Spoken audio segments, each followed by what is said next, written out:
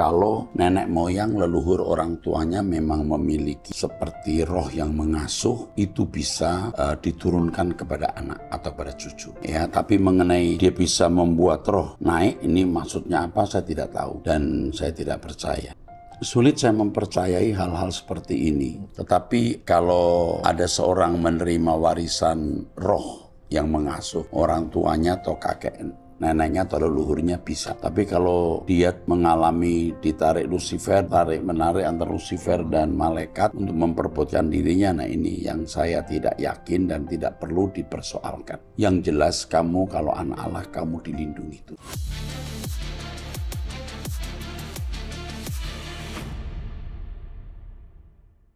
Shalom saudara, kembali kita mengikuti Abam. Kita masuk episode 1217, saya didampingi oleh Pendeta Dr. Andris. Kita mulai. Baik Pak, dari wanita usia 34 tahun sudah menikah dari Jawa Timur, Jemaat Gereja Suku. Shalom Pak Eras, saat ini saya sedang belajar menyediakan waktu berdoa pribadi serta menulis jurnal ucapan syukur setiap hari. Dan disitulah saya mulai mengalami Tuhan. Belakangan saya merasa dievaluasi oleh Tuhan. Misalnya, tiba-tiba hati saya berkata, apa yang kamu lakukan sudah baik, tapi kurang tepat. Tuhan ingin saya memeriksa apa motivasi saya dalam melakukan segala hal. Benar-benar tulus untuk Tuhan atau untuk ambisi pribadi. Berbicara tentang ketulusan dan tentang motivasi, serta firman doa pagi yang saya dengarkan saat itu juga membahas mengenai apa yang saya pergumulkan. Dan bahkan renungan Truth Junior yang anak saya dengar juga memberikan pelajaran untuk saya. Saya tidak memiliki konselor atau pembimbing rohani, sehingga saya dalam diam hanya berdoa dan banyak-banyak mendengar firman Tuhan. Dan disitulah Tuhan hadir untuk saya dan menyadari bahwa doa itu ternyata hidup. Saya juga merenungkan, benar juga kata Pak Eras, kalau kita tidak memaksa diri untuk belajar, duduk diam di hadiratnya, dan membaca firman-Nya, kita tidak akan tahan berlama-lama berdoa atau membaca firman. Saya sadar bahwa kebiasaan baik itu dibangun dalam proses yang panjang dan tidak mudah, juga terus melibatkan Tuhan dalam segala perbuatan dan keputusan yang diambil. Karena dasarnya kita sudah terbiasa hidup semau sendiri, namun tiba-tiba mengarahkan diri pada kehendak-Nya. Di situ saya masih sangat-sangat berjuang. Pak Eras, iman saya memang masih belum di level yang tinggi kalau dibandingkan dengan Bapak. Saya tidak ada apa-apanya karena saya masih belajar. Saya hanya mau berterima kasih atas ajaran murni yang Bapak telah ajarkan. Sehat-sehat ya Pak, umur panjang, kami semua masih membutuhkan petunjuk dan bimbingan Bapak dalam pertumbuhan iman kami. Tuhan Yesus memberkati. Puji Tuhan untuk kesaksian dari salah seorang wanita usia 34 tahun. Dan kesaksian ini bisa berguna bagi yang lain, yang intinya bahwa untuk mengalami Tuhan dan memiliki kesukaan berdoa tahan lama di hadirat Allah harus belajar, harus dibiasakan, harus memaksa diri, harus nekat. Ya, ini pelajaran mahal yang juga sudah saya alami. Karena kekasih ini juga mendengarkan khotbah saya dan dia menerapkan. Benar. Yang lain ayo. Sediakan waktu. Karena menjumpai Allah itu tak ternilai. Ya? Oke. Selanjutnya dari wanita usia 33 tahun belum menikah. Shalom, Pendeta Erastus Sabdono dan tim Abam. Pada akhir tahun lalu, 2023, saya bertemu dengan seorang teman. Dia mengklaim bahwa di dalam dirinya terdapat isi semacam roh leluhur. Dia juga mengatakan bisa melihat isi roh lain yang ada di dalam diri orang lain. Lalu iseng-iseng saya tanya, kira-kira dalam diri saya ada isi itukah? Dan dia menjawab tidak ada. Lalu spontan saya mengucapkan puji Tuhan. Kemudian teman saya ini suggest saya untuk menebak isi roh lain yang ada di dalam dirinya. Dia kasih clue rohnya itu perempuan. Sejujurnya, I had no idea. Dan saya akhirnya asal tebak. Saya jawab, isinya Ken Dedes kah?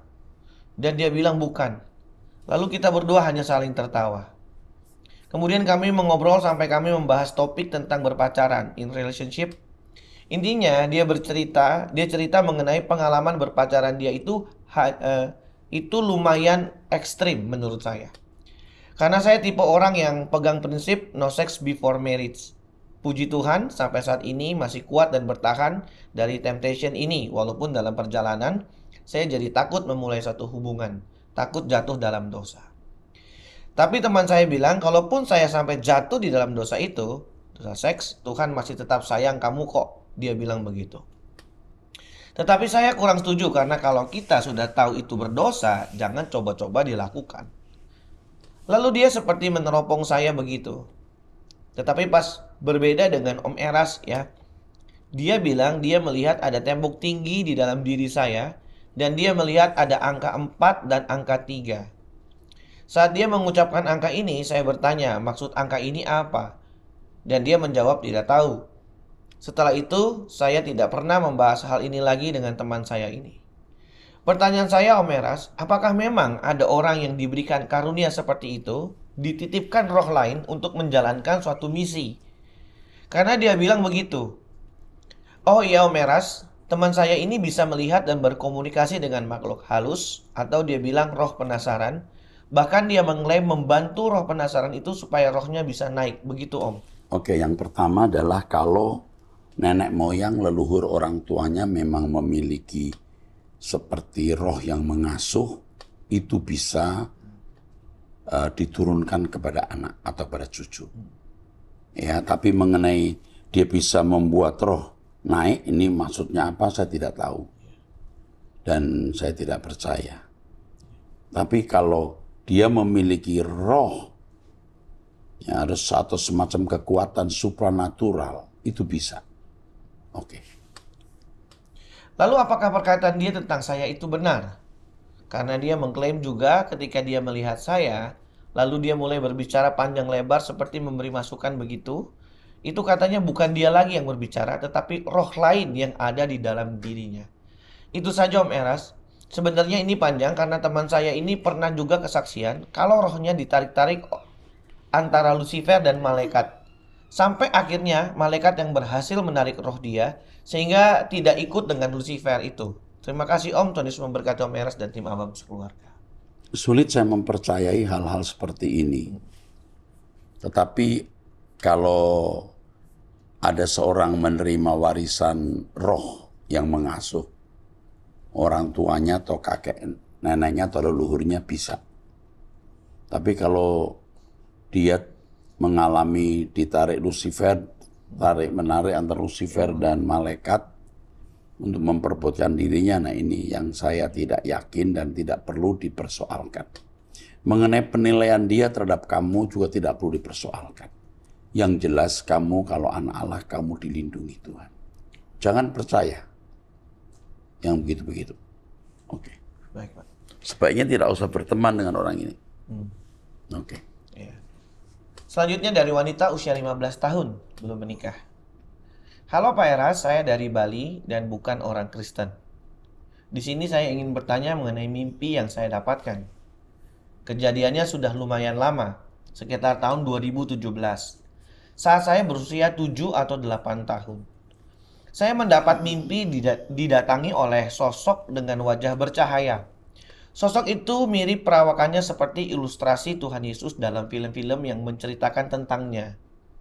Di mimpi itu dia hanya datang dengan tangan yang terbuka lebar, seperti sedang merentangkan tangan untuk memberkati. Namun tanpa berbicara atau berkata sedikit pun. Saat saya terbangun dari mimpi tersebut, hal itu membuat saya kepikiran sampai sekarang. Saya sudah banyak bertanya kepada teman-teman saya yang Kristen, namun tidak kunjung dapat jawaban. Hingga salah satu dari mereka menyarankan saya untuk bertanya di ABAM. Kiranya Bapak Pendeta dapat membantu saya, apa artinya mimpi tersebut? Saya ingin mengerti apa maksud dari mimpi saya itu. Terima kasih. Saya pernah mendapatkan kesaksian dari seorang pembantu rumah tangga yang beragama non-Kristen, juga dikunjungi oleh sosok dengan wajah bercahaya yang mirip dengan gambar Yesus.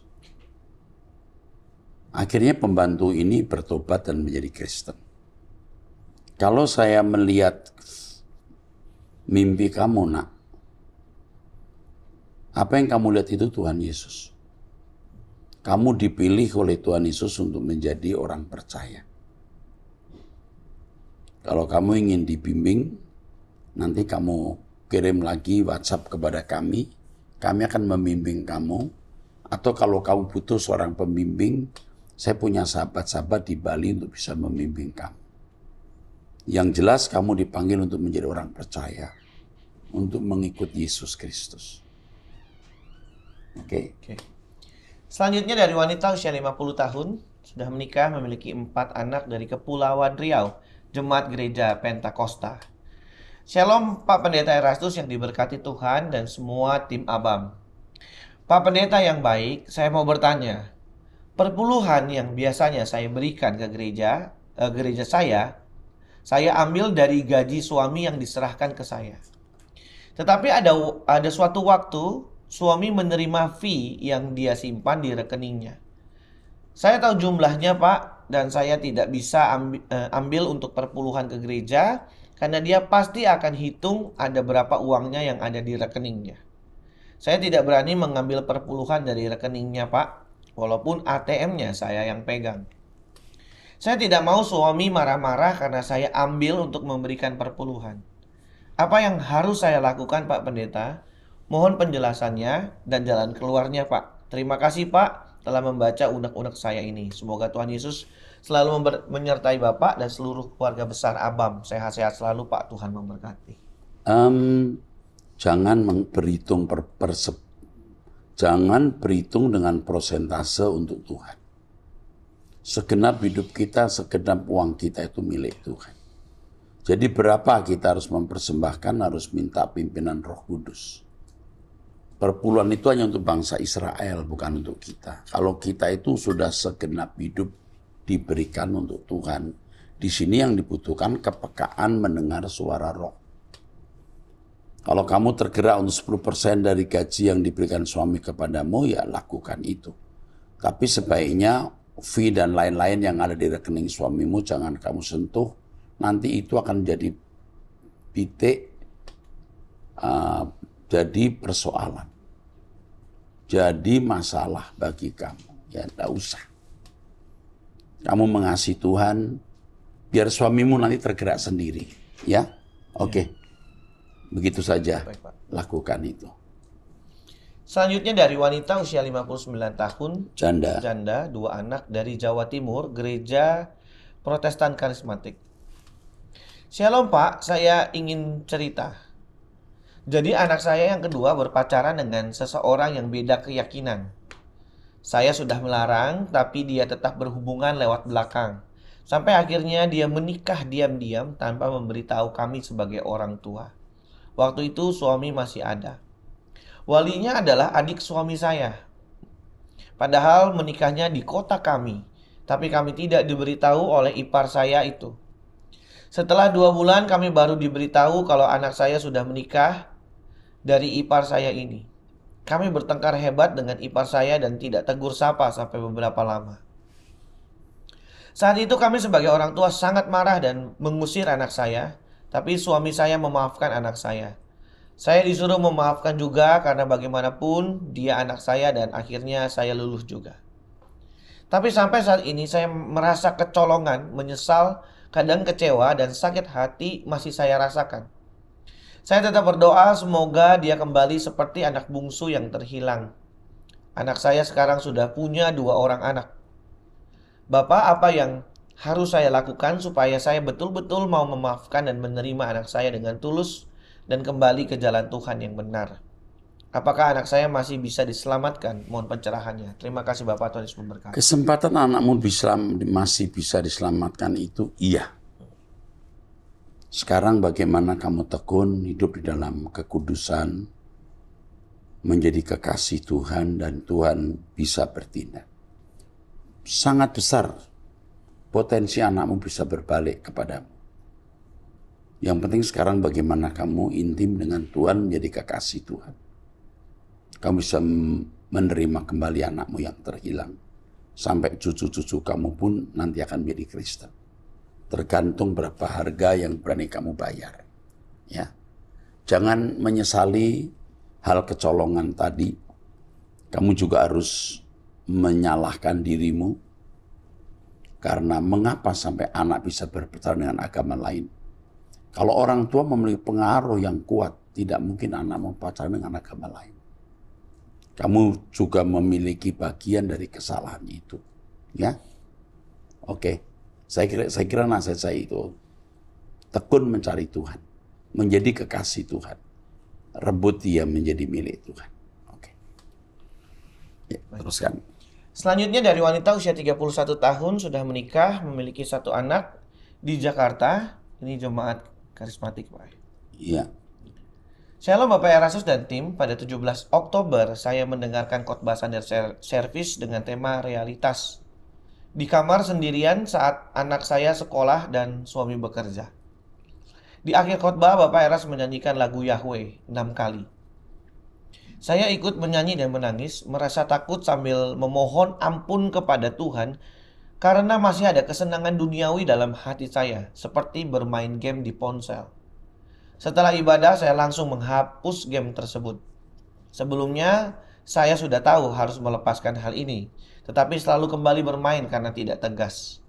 Sekarang saya bertanya pada Tuhan, apakah masih ada hal lain yang harus saya lepaskan karena saya ingin menjadikannya satu-satunya kesenangan saya. Malam harinya sekitar pukul 21 WIB malam, saya menyalakan kompor untuk merebus air. Pada pukul 00 malam, saya terbangun dari mimpi melihat anak saya dengan hidung berdarah. Ketika saya mengecek anak saya, dia baik-baik saja. Kemudian saya duduk dan menyanyikan lagu Yahweh lagi. Tiba-tiba saya mencium bau gosong dan segera berlari ke dapur untuk mematikan kompor. Puji Tuhan, saya mematikan kompor sebelum panci terbakar. Setelah itu saya kembali ke kamar dan merenung. Saya ingin bertanya, apakah penjelasan saya kepada anak saya yang berusia 4 tahun sudah tepat ketika saya mengatakan bahwa di dalam hatinya ada ruang Maha Kudus di mana dia bisa bertemu dengan Tuhan. Dan Roh Kudus akan membersihkan hatinya jika ada dosa atau kenangan yang menyakitkan. Oh, untuk anak 4 tahun mestinya belum tahu atau belum bisa. Nanti dia bingung. Tapi kalau kamu sudah sampaikan, ya enggak apa-apa. Nanti kamu jelaskan dengan cara lain dan Roh Kudus akan memberi kamu hikmat. Oke. Anak saya pernah mengalami trauma setelah melihat teman papanya membawa pisau dan juga pernah dipukul dengan sabuk atau ikat pinggang oleh suami saya yang masih dia ingat sampai sekarang. Selain itu, suami saya masih mendidik anak dengan cara keras seperti yang dia alami, menggunakan kekerasan, bentakan, dan ancaman. Saya sudah mencoba memberikan referensi seminar tentang kesehatan mental oleh Bapak Eras. Pak Eras mengatakan bahwa jika marah tidak perlu dengan pukulan, tetapi suami saya tetap tidak berubah. Iya, karena suamimu sakit. Jadi kamu jangan menentang, kamu diam dulu, karena suamimu sakit jiwanya. Ingatkan dia pada saat suasana baik, harus tahu kapan, di mana, dengan cara bagaimana, ya menegur suami ini. Oke. Ini pergumulan saya selama bertahun-tahun. Mohon nasihat dari Bapak. Terima kasih, semoga Bapak dan tim selalu sehat dan Tuhan Yesus. Oke, saya kira cukup nasihat saya ya. Menarik kamu usia 31 tahun, tapi kamu sudah memiliki hati yang mengasihi Tuhan. Ya, bertumbuh terus ya. Ini jemaat GSKI MAG. Oke. Karena dia mengikuti lagu Yahweh, Yahweh, Yahweh. Oke. Teruskan.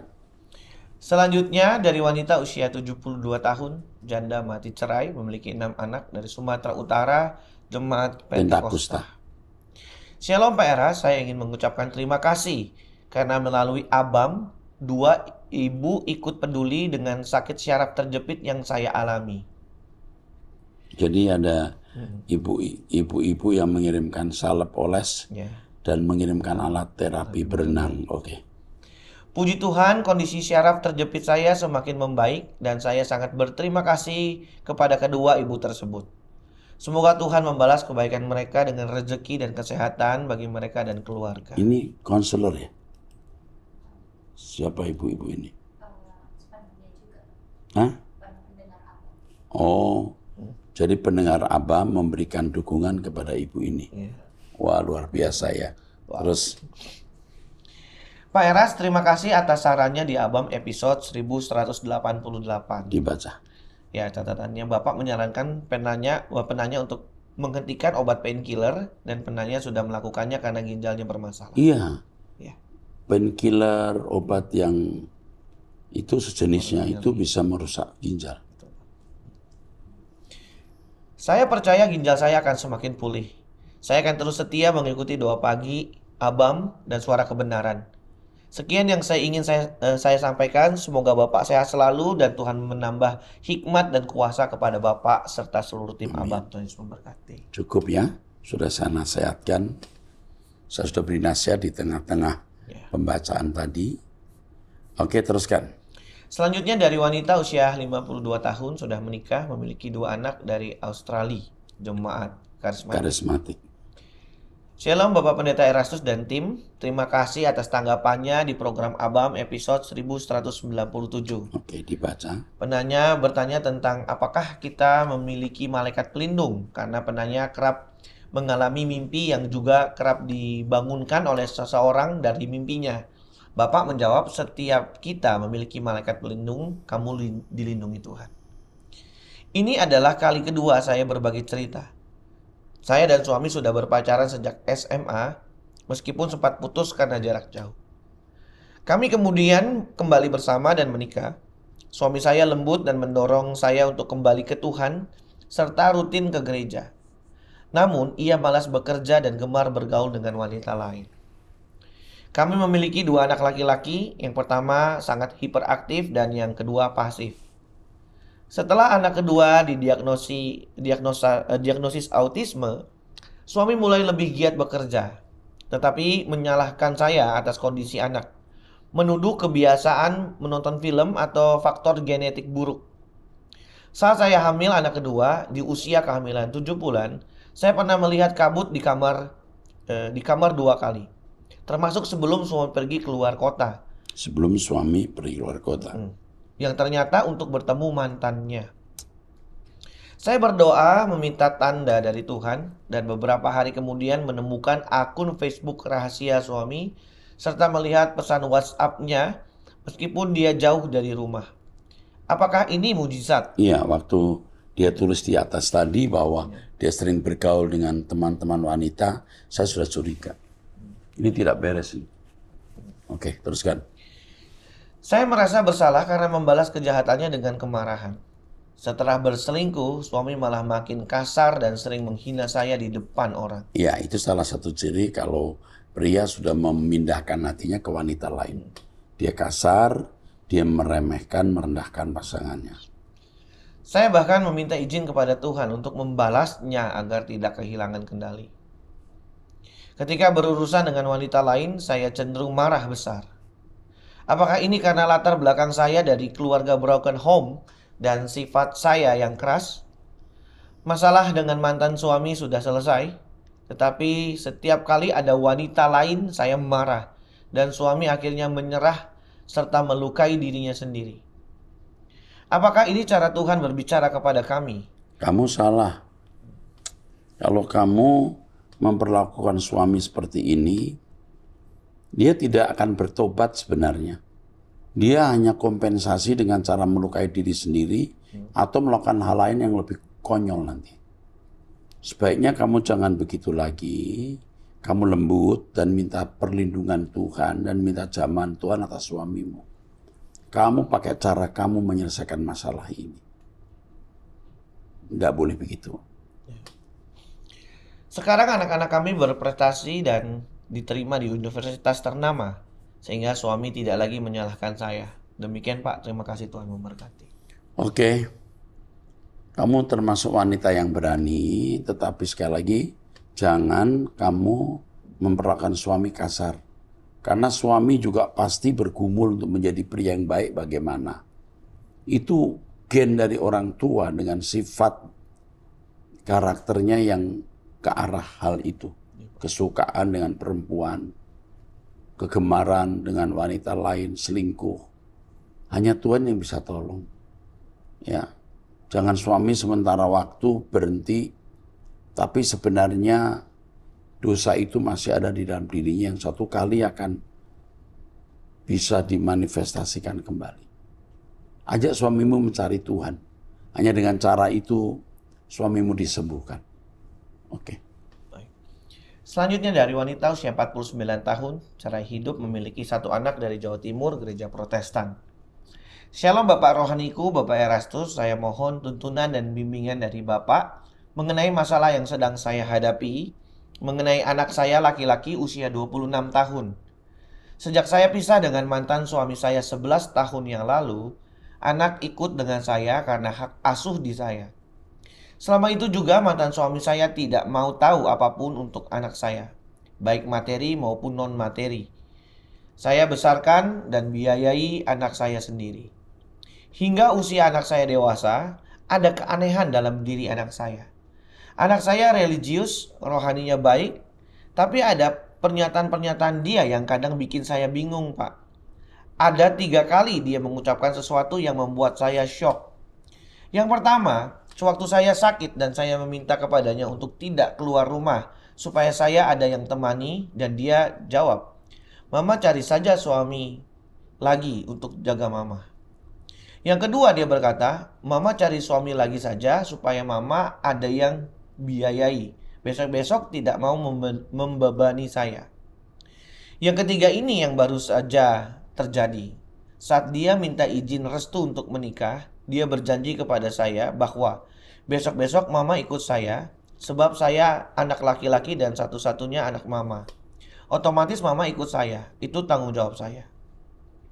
Tapi setelah itu, ketika sudah mendekati hari-hari lamaran, anak saya bikin pernyataan lagi.